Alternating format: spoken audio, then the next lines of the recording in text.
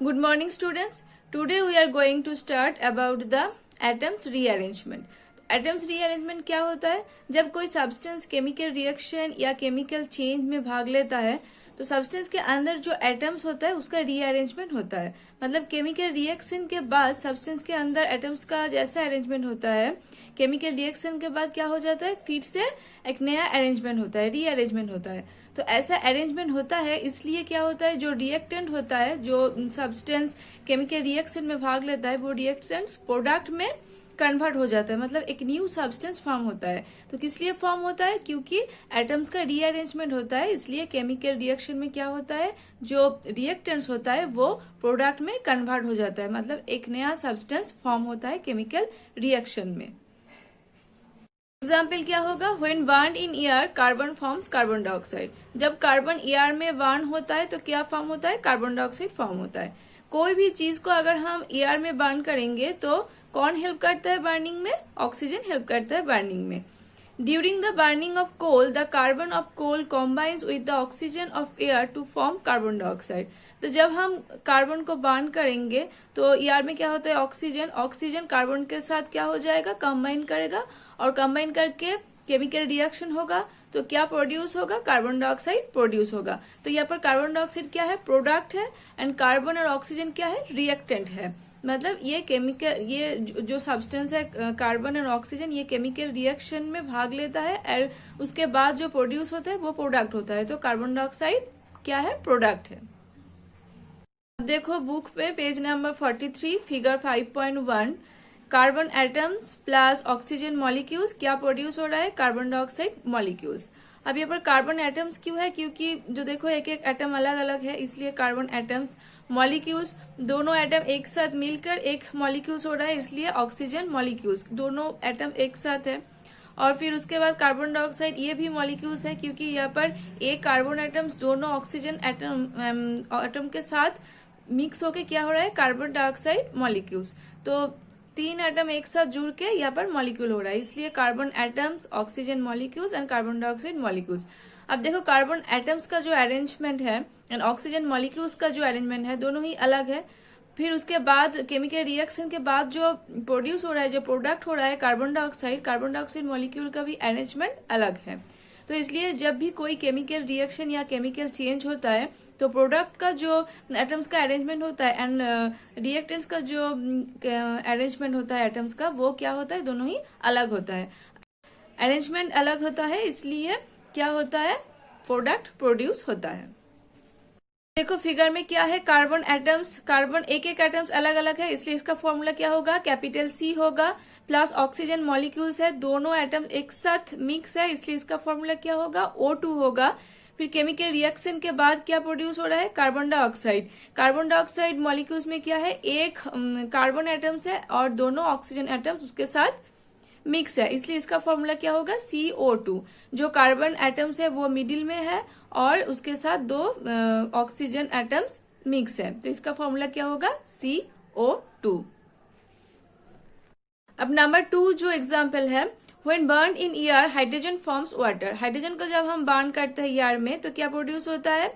Water produce होता है, क्योंकि एयर में अगर हम बर्न करेंगे तो ये ऑक्सीजन के साथ रिएक्शन करेगा, और ऑक्सीजन और हाइड्रोजन जब रिएक्शन करता है तो क्या प्रोड्यूस होता है? वाटर प्रोड्यूस होता है। पर देखो हाइड्रोजन मॉलिक्यूल्स, फिगर 5.2 में हाइड्रोजन मॉलिक्यूल्स, ऑक्सीजन मॉलिक्यूल्स दोनों मिलकर क्या हो रहा है? Water molecules. हाइड्रोजन मॉलिक्यूल्स है, मतलब दोनों एटम एक साथ मिक्स है, इसलिए इसका फॉर्मूला क्या होगा? H2। प्लस ऑक्सीजन भी मॉलिक्यूल्स है, मतलब दोनों एटम्स एक साथ है, तो इसलिए इसका भी फॉर्मूला क्या होगा? O2। देन केमिकल रिएक्शन के बाद प्रोड्यूस हो रहा है वाटर। वाटर में क्या है? देखो एक ऑक्सीजन एटम्स है, उसके साथ दो हाइड्रोजन एटम्स मिक्स है, तो इसलिए इसका फॉर्मूला क्या होगा? H2O। मतलब दो हाइड्रोजन एटम्स है और एक ऑक्सीजन एटम्स है। तो ऐसे करके क्या होता है? केमिकल रिएक्शन में जो एटम्स होता है उसका रीअरेंजमेंट होता है। केमिकल रिएक्शन के पहले जो अरेंजमेंट होता है एटम्स का, और केमिकल रिएक्शन के बाद जो अरेंजमेंट होता है वो क्या होता है? पूरा अलग होता है।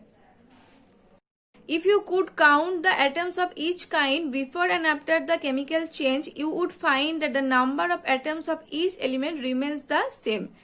एटम्स का जो रीअरेंजमेंट होता है वो अलग होता है प्रोडक्ट में एंड रिएक्टेंट में, पर जो नंबर होता है एटम्स का जो नंबर होता है वो सेम होता है। प्रोडक्ट में जो नंबर ऑफ एटम्स होता है जितना भी रिएक्टेंट में उतना ही नंबर ऑफ एटम्स होता है। तो एटम्स का जो नंबर होता है वो सेम होता है, पर जो अरेंजमेंट होता है वो अलग हो जाता है। Next page number 44, energy change in a chemical reaction. Chemical reaction में क्या होता है, एनर्जी भी चेंज होता है। Knowing that atoms rearrange themselves in a chemical reaction, we can understand that a reaction involves number 1, the breaking up of the reactant molecules, and number 2, the making of the product molecules. तो क्या होता है chemical reaction में, जो molecules होता है या atoms होता है उसका रीअरेंजमेंट होता है। तो रीअरेंजमेंट होता है मतलब the breaking up of the reactant molecules, मतलब जो रिएक्टेंट मॉलिक्यूल्स होता है, जो मॉलिक्यूल्स केमिकल रिएक्शन को स्टार्ट करता है उसका क्या होता है, ब्रेकअप हो जाता है। And number 2, the making of the product molecules, then उसके केमिकल रिएक्शन के बाद जो प्रोडक्ट प्रोड्यूस होता है उसके अंदर जो मॉलिक्यूल्स होता है उसका रीअरेंजमेंट होता है।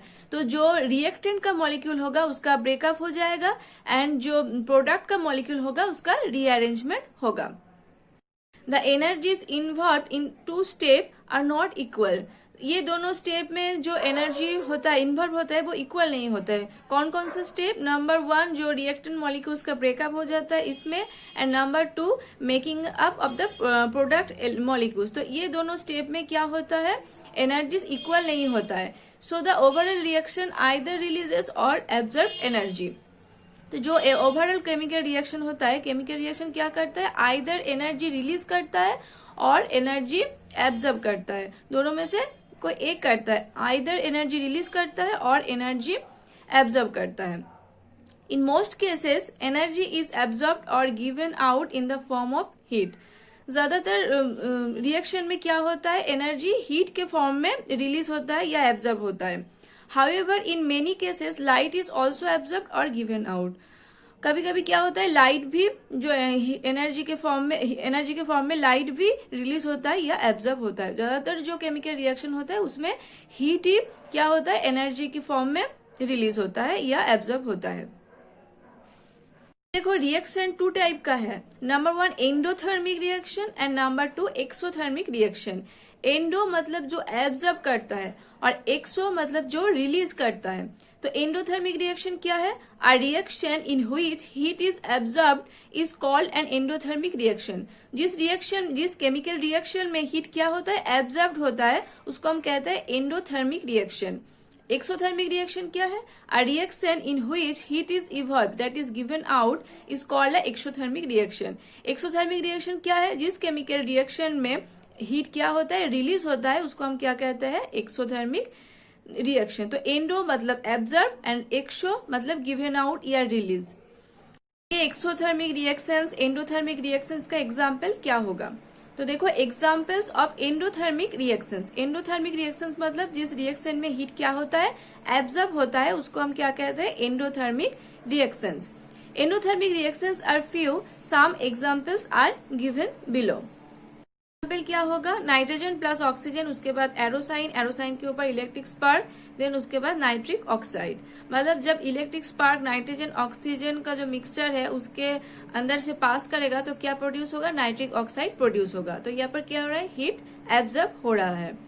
देन कैल्शियम कार्बोनेट, जो लाइमस्टोन, कैल्शियम कार्बोनेट को अगर हम 900 डिग्री सेंटीग्रेड में हीट देंगे तो क्या होगा, calcium oxide and carbon dioxide produce होगा। ये भी क्या हो रहा है, यहाँ पर हीट एब्जॉर्ब हो रहा है, क्योंकि जो हीट या इलेक्ट्रिक स्पार्क ये केमिकल रिएक्शन होने के बाद पास कर रहा है, इसलिए यह क्या है, हीट एब्जॉर्ब कर रहा है। अगर केमिकल रिएक्शन के बाद हीट प्रोड्यूस होगा तो क्या होगा, वो एक्सोथर्मिक रिएक्शन हो जाएगा। पर ये केमिकल रिएक्शन से पहले हो रहा है, इसलिए ये हीट एब्जॉर्ब हो रहा है यहाँ पर। Endothermic reactions takes place only till the reactants are provided with the required energy. तो एंडोथर्मिक रिएक्शन कब होगा, जब हम जो रिएक्शन होने के लिए जितना एनर्जी चाहिए, तो एनर्जी अगर हम सप्लाई करेंगे तो ही क्या होगा, एंडोथर्मिक रिएक्शन होगा। The reaction stops the moment the energy supply is cut up. जब हम एनर्जी सप्लाई स्टॉप कर देंगे, बंद कर देंगे, तो क्या हो जाएगा, रिएक्शन भी स्टॉप हो जाएगा। तो जब हम एनर्जी सप्लाई देंगे तो ही क्या होगा, एंडोथर्मिक रिएक्शन होगा। अगर हम एनर्जी सप्लाई काट कर देंगे, स्टॉप कर देंगे, तो क्या होगा, एंडोथर्मिक रिएक्शन भी स्टॉप हो जाएगा। Thus, nitric oxide is formed only as long as electric spark is passed through a mixture of nitrogen and oxygen, and limestone decomposes only while being heated strongly. तो इसका मतलब क्या हुआ, जब electric spark जब पास करेगा नाइट्रोजन और oxygen के जो मिक्सचर है उसके अंदर से, तभी क्या होगा, नाइट्रिक ऑक्साइड प्रोड्यूस होगा। अगर इलेक्ट्रिक स्पार्क पास नहीं करेगा तो केमिकल रिएक्शन नहीं होगा। वैसे भी कैल्शियम कार्बोनेट को अगर हम 90-100 डिग्री सेंटीग्रेड में हीट करेंगे तो क्या होगा, calcium oxide and carbon dioxide produce होगा, मतलब केमिकल रिएक्शन होगा। अगर हम इसको 90-100 डिग्री सेंटीग्रेड में हीट नहीं करेंगे तो केमिकल रिएक्शन नहीं होगा। एंडोथर्मिक रिएक्शन में क्या होता है, एंडोथर्मिक रिएक्शन में एनर्जी सप्लाई देना पड़ता है, पर एक्सोथर्मिक में क्या होता है, वो प्रोड्यूस होता है, एनर्जी या हीट प्रोड्यूस होता है। एक्सोथर्मिक रिएक्शन का एग्जाम्पल क्या होगा, most chemical reactions are exothermic. ज्यादातर जो केमिकल रिएक्शन होता है वो क्या होता है, एक्सोथर्मिक रिएक्शन होता है, मतलब हीट रिलीज होता है। Here are a few example. Example क्या क्या होगा, hydrogen plus oxygen burn water. तो जब हम हाइड्रोजन और ऑक्सीजन क्या होगा, बर्न होके वाटर प्रोड्यूस करेगा, मतलब रिलीज होगा यहाँ पर। वैसे ही कार्बन ऑक्सीजन, यहाँ पर कार्बन डाइऑक्साइड प्रोड्यूस होगा एंड हीट रिलीज होगा। कैल्शियम ऑक्सीजन वाटर जब कॉम्बाइन करेगा तो क्या होगा, कैल्शियम हाइड्रोक्साइड प्रोड्यूस करेगा एंड हीट भी क्या होगा, रिलीज होगा। Sodium hydroxide and hydrochloric acid जब कंबाइन करेगा तो क्या प्रोड्यूस होगा, sodium chloride and water produce होगा और क्या होगा, हीट रिलीज होगा। तो ये सब है एक्सोथर्मिक रिएक्शन का एग्जाम्पल है। Take about 5 millilitre of dilute sodium hydroxide solution in a test tube and add the same volume of a dilute hydrochloric acid to it. Test tube में 5 ml dilute sodium hydroxide लेना होगा और same volume का dilute hydrochloric acid लेना होगा। मतलब sodium hydroxide solution जितना dilute होगा, हाइड्रोक्लोरिक एसिड भी उतना ही dilute होना चाहिए, तो लेना होगा। Heat is evolve in the reaction, तो रिएक्शन में क्या होगा, हीट रिलीज होगा and the test tube becomes warm, और टेस्ट ट्यूब भी वार्म हो जाएगा क्योंकि हीट रिलीज हो रहा है। Unlike an endothermic reactions, an exothermic reaction once begun always reaches completion. As much heat is evolved on as required for the reaction to go on. Thus, once start, burning continues on its own. तो endothermic reaction में क्या होता है, endothermic reaction में अगर हम heat देंगे तो क्या होगा, एंडोथर्मिक रिएक्शन स्टार्ट होगा। अगर हम हीट या एनर्जी सप्लाई काट कर देंगे, बंद कर देंगे, तो क्या होगा, एंडोथर्मिक रिएक्शन भी स्टॉप हो जाएगा। पर एक्सोथर्मिक रिएक्शन में ऐसा कुछ नहीं होता है। अगर एक एक्सोथर्मिक रिएक्शन स्टार्ट होता है तो ये पूरा कंप्लीट होता है और कंप्लीट होने के बाद ये स्टॉप होता है। एक बार अगर स्टार्ट हो जाता है बर्निंग तो ये पूरा जो रिएक्शन है वो रिएक्शन पूरा कंप्लीट करता है। पर एंडोथर्मिक में क्या होता है, अगर हम एनर्जी सप्लाई काट कर देंगे तो और आगे ये रिएक्शन नहीं होगा। तो ये होता है difference between endothermic reaction and exothermic reaction. Endothermic reaction में क्या होता है, हीट अब्जॉर्ब होता है एंड एक्सोथर्मिक रिएक्शन में क्या होता है, हीट रिलीज होता है। अगर एंडोथर्मिक रिएक्शन में हम एनर्जी सप्लाई काट कर देंगे तो ये स्टॉप हो जाएगा, पर एक्सोथर्मिक रिएक्शन एक बार अगर स्टार्ट होगा तो ये पूरा कंप्लीट होगा। Okay students, that's all for today. Next day we will learn about the characteristics of chemical reactions. Okay, thank you.